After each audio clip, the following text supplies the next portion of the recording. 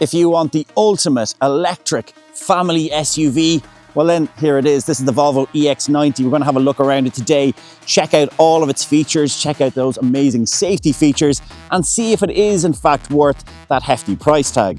I really like the styling of the EX90. It's quite discreet, but I think it'll actually age pretty well. Dominated at the front by these beautiful LED Thor hammer style lights. And that design theme is carried on to these rear lenses at the back. Overall, it's just a really stunning design. I really like the space back here. It's like a Scandinavian luxury apartment. Loads of knee room, loads of headroom, and this surface is absolutely stunning. I do like this panoramic roof as well, which gives you beautiful views of the scenery. One thing I'm a little bit concerned about is there aren't a huge amount of Isofix points in this EX90. Only 2 in this row and none in the rearmost row, which is unusual for a car aimed at families.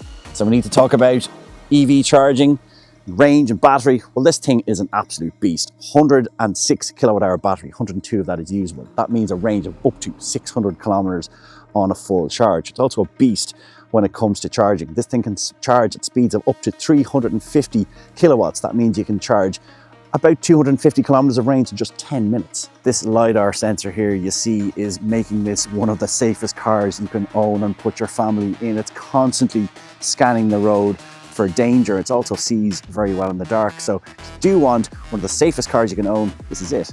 So with a lot of 7-seater SUVs, you don't get an awful lot of boot space as a result. However, that's not the case with this Volvo EX90 because despite the seats being up, you still have over 300 litres of boot space, which is pretty decent. It's equivalent to a small family hatchback. And with these seats folded flat, you have a luxury van with over 2,000 litres of space. I really like the interior of this EX90. It's a minimalist design, dominated by this large portrait infotainment system that we have here, which is a Google-based system, so it has Google Maps and all of those built in. So technically you don't really need to connect your phone to it, but if you do, you have Apple CarPlay and Android Auto. I really like this 360-degree camera as well, which gives you an amazing view around the car, which is handy given this is such a big vehicle. So using it to get in and out of tricky parking spaces will make that very easy. One thing which is a bit unusual is this key. You have to charge it. So there is a wireless charging pad that you can use here to charge that up. But if it does go flat, you could be a little bit stuck. But there is the backup of a card which will get you in and out of the car. So we do have a frunk up here and you can put your cables in, and it also has the tire sealant kit as well. There's no spare wheel in this car. What's unusual is there is no cover for this frunk. So in order to cover it up and seal it up, you have to close the bonnet. So it's time to hit the road. Let's see how this EX90 drives.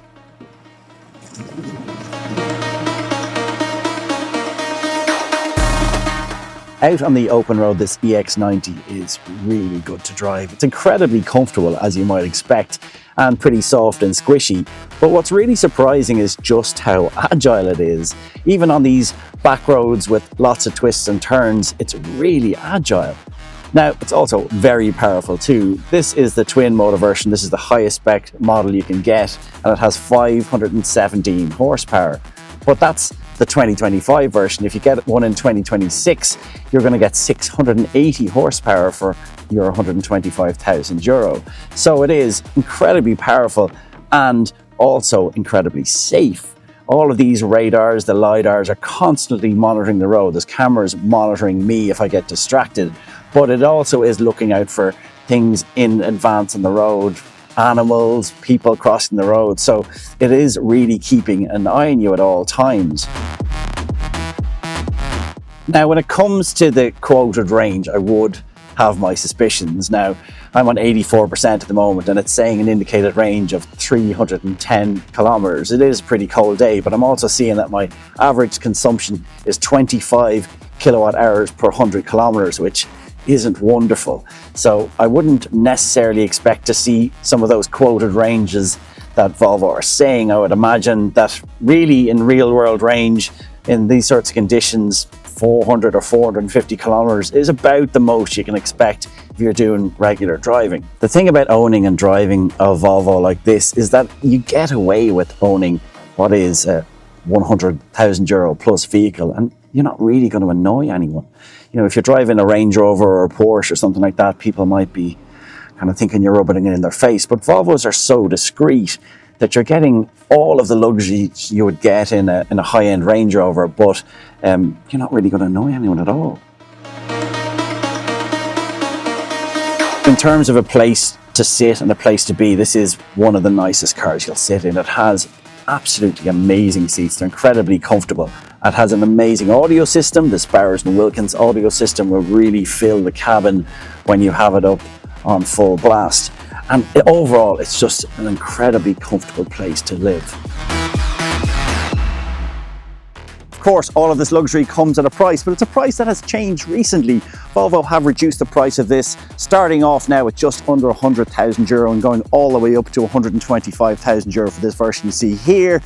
It is an amazing car, a technological tour de force, one of the safest cars you could own or put your family in. I would absolutely love one, but I am a bit of a Volvo fanboy. Will they be seen in large numbers? Probably not, but if you want the ultimate EV luxury SUV, for me, this is it.